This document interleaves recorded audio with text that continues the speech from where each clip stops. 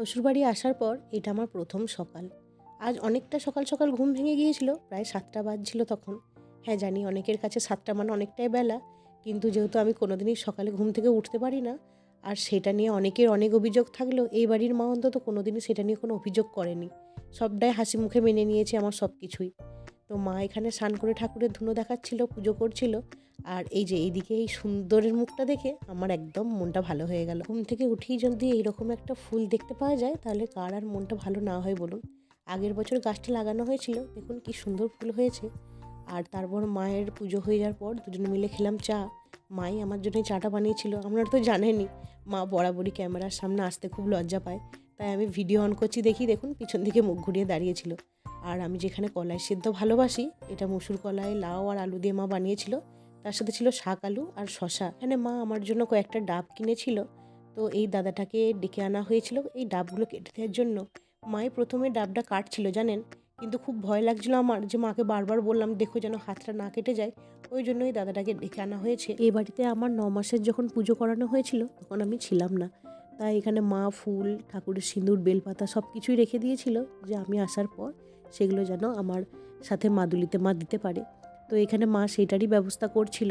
আমার মা যে আমায় জন্ম দিয়েছে, আমায় মানুষ করেছে, আমার গর্ভে ধারণ করেছে, সেই মা আমার কাছে সত্যিই ভগবান, আমার কাছে দেবী। কিন্তু আমি আরেক মাকে যে পেয়েছি বিয়ের পর, সেই মা আমার কাছে ভগবানের থেকে কিছুটা কম নয়। এই মানুষটা আমাকে এতটা ভালোবাসে, আমার প্রত্যেকটা বদমাইশি, খুনসুটি, আমার রাগ, অভিমান সব কিছু মানুষটা সামলায়।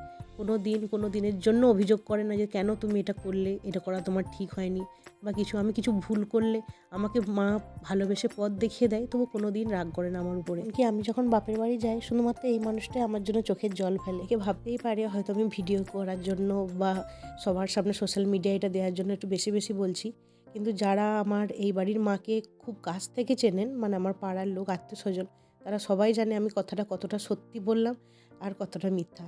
এই সময় দেশি মুরগির ডিম খাওয়া খুবই দরকারি বলে মা আমার জন্য দেখুন 2টো ডিম এখানে সেদ্ধ করে রেখে দিয়েছিল, উপর থেকে নুনও একটু দিয়ে রেখেছে। তো এই ডিম সেদ্ধটা তারপর আমি খেলাম।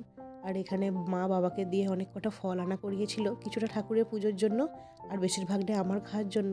তো তারপর একটা ফলও খেয়েছিলাম। দুপুরে ভাত খাবার সময় মা এখানে আমাকে টেবিলে সমস্ত খাবার গুছিয়ে দিয়েছে।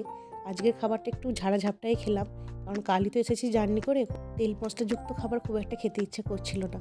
তো দেখুন এখানে মা ভালোবেসে আমায় 2টো মাছ দিয়েছে, জানে আমি মাছটা খেতে খুব ভালোবাসি। তার সাথে ছিল আমার পছন্দের বেগুন ভাজা আর মায়ের হাতের বানানো লাউ শাক পোস্ত। আর এখানে বুনি এই আচারটা কিনে এনেছিল, তো মা সেটাই আমাকে দিয়েছে, একটু খেয়ে দেখো কেমন হয়েছে। আর আপনারা তো জানেনই মা ক্যামেরার সামনে আসতে খুব লজ্জা পায়। তো যাই হোক, খাওয়া দাওয়া করি, আবার দেখা হবে তাড়াতাড়ি।